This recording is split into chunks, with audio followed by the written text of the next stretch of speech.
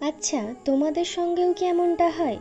ধরো, পুরনো কোনো অ্যালবামে তোমার একটা ছবি খুঁজে পেলে, অথবা মোবাইলের গ্যালারিতে গিয়ে সেখানে তোমার 4-5 বছর পুরনো একটা ছবি পেলে, এবং দেখবে সেই ছবিটা দেখতে দেখতে তোমার ঠোঁটের কোণায় একটা হাসি ফুটে উঠেছে।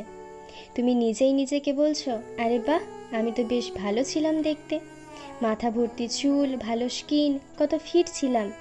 আমি যদি আবার আগের মতো হয়ে যেতে পারতাম, আবার যদি 4-5 বছর আগের সেই সময়টাতে ফিরে যেতে পারতাম, কতটা ভালো হতো, তাই না?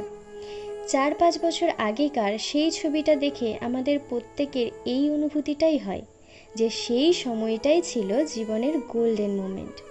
অথচ মজার ব্যাপার হচ্ছে, যখন 4-5 বছর আগে সেই ছবিটা ক্লিক করা হচ্ছিল, সে সময় কিন্তু আমরা কেউই জানতাম না যে সেটাই আমাদের জীবনের গোল্ডেন মোমেন্ট।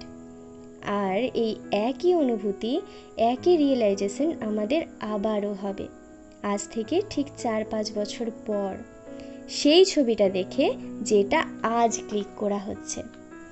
হয়তো তাই এই কথাটা সবসময় বলা হয় যে জীবনের প্রত্যেকটা মুহূর্তকে গোল্ডেন মোমেন্ট ভেবেই বাঁচতে হয়, এখন সেই মুহূর্তগুলো যেমনই হোক না কেন।